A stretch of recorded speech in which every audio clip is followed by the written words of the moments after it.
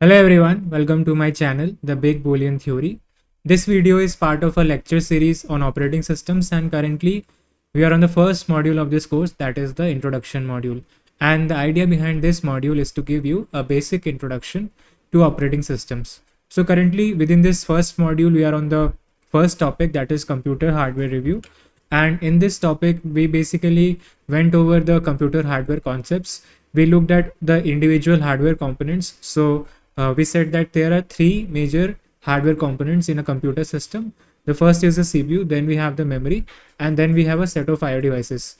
So in the previous few videos, we have understood what is their functionality, what are the major components in these hardware devices, and how do they function, right? And now that we have a good understanding of these individual components, in this video, I want to talk about how all of these components come together and function as a single unit, that is the computer. So here we want to give you the big picture of the computer system. So in this video, we'll see a complete example which will help us understand how all of these devices coordinate with each other to perform the job of computing. So without further ado, let's get started. So this is the basic model of a computer that we have been looking at in the previous few videos. So here we have three major components. The first is the CPU or the processor. Then we have the memory, and then we have a set of IO devices. And the user journey starts from the input devices. So the user will give some kind of input via the input devices. That input will go into the memory, and memory is where data is stored. So there are two types of information in the memory. First is the input data that the user has supplied, and then there are instructions which will be used to manipulate that data. And then the CPU gets involved in the processing. It fetches the instructions and data, executes those instructions to produce some output data. That output data is sent to the memory and finally to the output devices. So this is how the interaction looks like. So now what we will do, we'll take a simple example. We'll take a small program that adds two numbers and see how each of these hardware components come together and executes that program. So now let us try to see the bigger picture of how all of these hardware components come together to do the job of computing.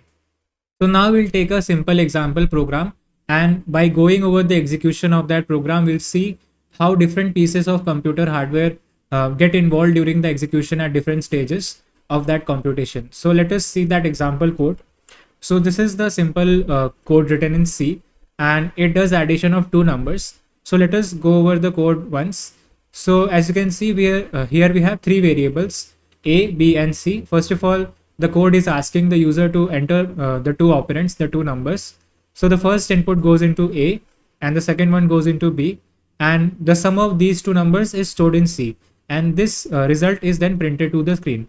So now we'll run this program and later on understand how the execution of this piece of code happens. So this is the source code and we have the code editor open. So let us run this program and see what happens when we run this program. So I have already compiled this program. As you can see, there is a add.exe executable. Let me go ahead and run the executable. So it is asking us to enter two numbers. Let me enter two numbers. The first number that I am giving as input is 20. Then the second number is 30. And finally, the output you can see on the screen is 50. So this is how the simple addition program behaves. And now we'll go over the execution and see how different pieces of the computer hardware are involved in this execution. So now we have seen how the code works, what it does when we run that code. So in order to understand the execution behind that program, we have to do certain modifications to this simple diagram of a computer. So first of all, we need to modify this bus. Till now, we haven't said much about the bus. We have only said that it is an interconnection system which connects all the major hardware components. But the bus is basically a collection of wires, and there are different sets of wires. So as you can see in this diagram, this modified diagram, the bus in the computer system is a collection of three sets of wires. The first one is called the address bus, the second is called the data bus, and the third is called the control bus. So the address bus is where all the addresses are sent. So basically, let's say we are doing a read or write to a memory location or to an input or output device register. So then we need an address, and that address will be sent over the address bus. Then apart from the address, there is the raw input data or output data that is sent across this bus. So this is the data bus on which the data is transmitted or for communication between different components, right? And finally, there is the control bus. On control bus, we have the control signals that is generated by the control unit of the CPUs. The control unit basically controls the behavior of different units, and different commands are also sent over the control bus via signals. So this was about the bus. Then the second modification that we have in this diagram is over the controllers. So basically we have, in the example program that we saw, we had two devices that were involved. First one is the monitor where the output is displayed. So the program asks the user to input two numbers and also displayed the result using the monitor, that is the display. And then we have an input device involved, that is the keyboard, from where the user inputs the two operands or the numbers. So as we know, for every input or output device we have a device controller, and the way we can communicate with the device controller is that it has a set of registers in the controller's interface. So here we'll assume that the keyboard's controller has a register at address 1000, and whatever data that the user inputs via the keyboard, it will be available in this register. So if we read this register, we can read whatever value was typed on the keyboard. And similar to this, we are assuming there is a register in the display controller. Whatever frame bytes that the CPU has to display on the monitor, it will send to this register, and whatever contents are there in this register, the display controller will send to the display for output. So these were the two modifications. We modified the bus, expanded it into 3 sets of wires, and we also assume that the controllers for keyboard and display have registers, right? So now we'll see how the code that we saw will be executed. So this is the piece of code whose execution we want to understand. So let us first revisit the von Neumann model.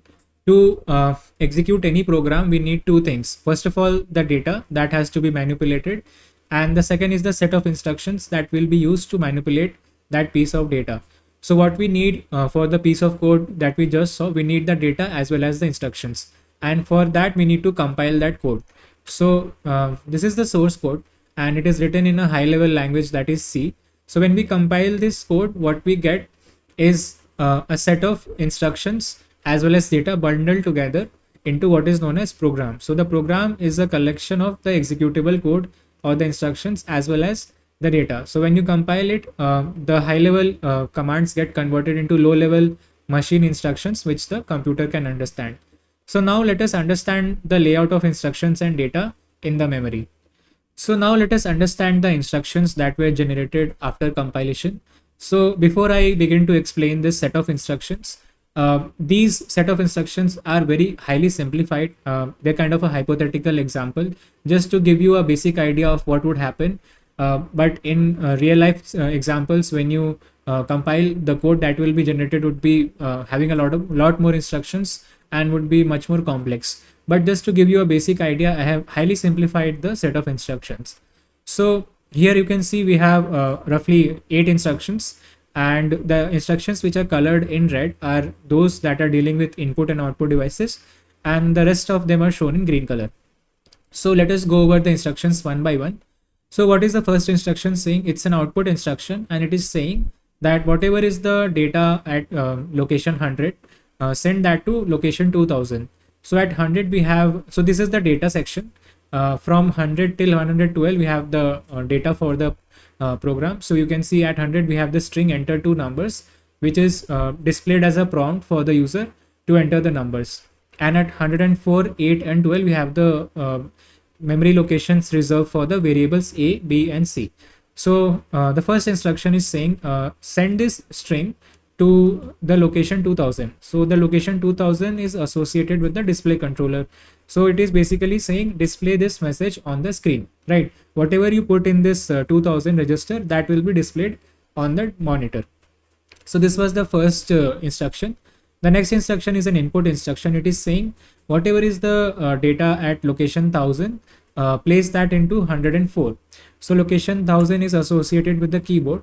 So this is the instruction associated with the input of the first operand, first number. So we are saying whatever the user has given as input, put that into location 104, which is variable A. And the next instruction is very similar. It is saying put whatever is input by the user through the keyboard, that is location 1000, put that into 108, that is variable B. So these are the output and input instructions. So now we have the operands. So now we need to add these operands. So this is the simple sequence of instructions for adding the two numbers. First, the variable A, that is at location 104, is loaded into R1. Then variable B, that is at 108, is loaded to R2. Once these two variables are loaded into the CPU registers, then the addition is performed and the result is stored back into R1. That register is then the contents of that register is then sent to the memory via this store instruction. So finally the result is stored in the location 112, which is the variable C. So this is how the addition takes place, and once the result of the addition is present in the memory, that has to be displayed on the screen. So again we have an output instruction that is saying whatever is the contents of memory location 112, that is variable C, send that to the 2000 location. 2000 is the display controller's register's address. So this will be displayed on the screen. So this is how we have a set of instruction, very simplified set of instructions, and this is the piece of data that is associated with the program. So now that we have the data and the instructions, let us execute these instructions one by one and see how different pieces of hardware components are involved in the execution. So let us start the execution of our basic program. So first of all, the first instruction of our program is at address 116. So let us load that into the program counter. So now after this program counter has been loaded, the instruction execution can begin. So when this program counter, so this is instruction that is at 116, first of all that has to be loaded into the instruction register. So now the CPU figures out, okay, this is a output instruction which is saying that we need to move the data at address location 100, which is in the memory, to address location 2000, which is in the display controller's interface. So let us see how that works out. So you can see this data that is at address location 100, this will be now transferred. So the way it works is that now we need to understand the bus. So we need to move data from address location 100 in memory to 2000. So both the source and the destination address are put on the address bus, and on the control line the output command, that is a command to perform an output operation, is asserted. When this happens, what the transfer of data takes place, that is from memory to the display controller's register. So you can see this data, that is enter two numbers. This is a string which is in the memory at address location 100, and this will now travel over the data bus from memory to the display controller's interface. This happens something like this, right? So we have asserted the address on the address bus, the control signal has been asserted, and then the data transfer takes place. And once this data has been written into the display controller interface register, now we can say that this will be then displayed as output to the user as a prompt that now you need to enter two numbers. So this is how the first instruction gets executed. Now let's say after seeing that prompt, that is enter two numbers, the user enters the first number via the keyboard. So this first number, let's say it is 20. This 20 is now available in the keyboard register. So now after the execution of the first instruction, let us now proceed and see how the second instruction works with this data. Now let us execute the second instruction. So as you can see, this second instruction, this address 120 is in the program counter. So now first of all, this instruction will be loaded into the instruction register. Then the CPU decodes this instruction and figures out, okay, this is an instruction related to the input devices, and it is saying that we need to move data from address location 1000 to memory location 104. This 1000 is associated with the keyboard controller's interface register, right? So as we already saw that the value 20 is has been given as input by the user, and it is available to read. So the way now it will work, similar to the previous case, both the source and the destination address are put on the address bus. So the source address is 1000 and the destination address is 104 in the memory. So 104 is the memory address for variable A. So this 20 will be stored in variable A, and as you can see, the control line has asserted the signal of input. So what will happen, this data that is at 1000 will be transferred to the memory location 104. So this is how it goes. This data 20 will travel over the data bus and then go and sit in the memory at location 104. So this is how now the contents of memory looks like. The input that the user had given via the keyboard, that value 20 is now present in the location 104, that is the variable A. So this completes the execution of our second instruction. So now let's go ahead and execute the third instruction. So let us see the execution of the third instruction. So the third instruction is at address 124, which is where the program counter is pointing to. So this instruction is first of all loaded into the instruction register, and then the CPU figures out, okay, this is an input instruction. We have to transfer the contents of address location 1000 to 108. So 1000 is the address of the keyboard controller interface register, and 108 is the address for variable B. So this instruction is very similar to the previous instruction where we were loading the value for variable A. Just the difference is that here we are loading the value for variable B. So let us see how this transfer takes place.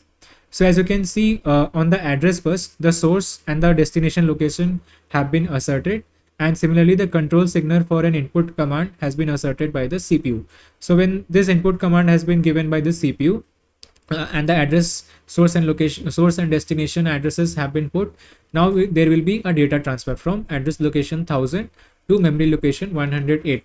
So this is how it takes place. This value 30 that has been given by the input as the second operand travels over the data bus and then goes and sits into the memory location 108, that is variable B. So this is how now the contents of memory looks like. So we have 20 at 104, that is variable A, and 30 at 108, that is variable B. So this completes the execution of the third instruction.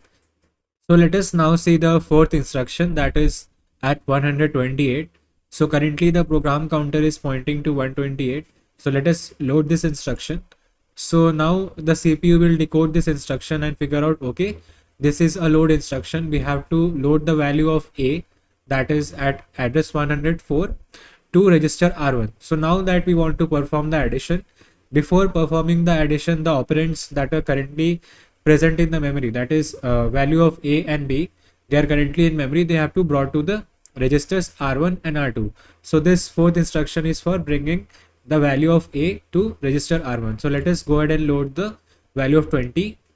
So as you can see, the value of 20 has been loaded to register R1. So this completes the execution of this instruction at 128, right? Now let us see the instruction that is at 132. So this instruction is very similar to the previous instruction. Just like we loaded the value of A, that is at 104 to R1. Now we have to load the value of B at 108 to R2. So let us first of all load this instruction. This instruction at 132 is loaded to the instruction register, and the CPU will now copy the value of B, that is 30, to register R2. So you can see the copy has been done, and this completes the execution of the instruction at 132. So now let us execute the instruction at 136. So this instruction will be loaded to the instruction register. This is basically an add operation, and we already have the operands in R1 and R2. So this is a very simple operation here. These two register values 20 and 30 will be added. So the CPU figures out, okay, these are the operands, and then supplies them to the ALU unit, arithmetic and logic unit, and when the execution happens, the result 50 is produced, which is then written back to R1, right? So this is how the addition is done, and this completes the execution of this addition instruction. So now let us execute the second last instruction. So this instruction at 140 is first of all loaded into the instruction register, and then the CPU figures out, okay, this is a store instruction. Here whatever value that was produced after doing the addition, that is at R1, this 50 has to be sent to memory location 112, and 112 is reserved for variable C. So basically we are storing the computed value in the variable C. So let us go ahead and do the store operation. So after the store operation is done, this is how the memory looks like. the value of 112, that is for C, now has the data 50, right? So this completes the store instruction. So now we'll execute the final instruction of our program, that is the output instruction. So first of all, let us load this into the instruction register, and now the CPU will decode this and figure out, okay, this is an output operation. Here the source address is 112, that is the value of C, and the destination address is 2000. So basically here we have to send this data 50, that is the value of C, to the display controller interface register for displaying the final output, the computed sum of the two numbers, to the user. So this is how it happens. The source and the destination address have been put on the address bus, and on the control line the CPU has asserted the signal for doing an output operation. So what will happen is that over the data bus, data will travel from the source address to the destination address. So let us see how this works. So this is the value of 50 that is in memory at 112. This travels over the data bus, and then it is stored in the device controller interface register at address 2000, and this whatever value put in this register will be displayed to the user. So this completes the execution of our final instruction, that is at 144. So now all the instructions of our mini program have been executed. This was a simple program that took two numbers from the user, did the addition, and then sent the result to the display. So here all the hardware components were involved. There was input devices, memory, CPU, output devices, and you see how all of the different components, so these are the different components of the hardware, how all of these components came together and executed the program, right? So now in the previous videos we discussed the individual hardware components and studied how they work. Now in this video we were able to see the bigger picture of how all these different hardware components come together and function as a single unit to perform computation. So I hope in this video you were able to see the bigger picture of how things work together as a single unit. So guys, this was it for this video. Thank you very much for watching, and I'll see you in the next video. Thank you.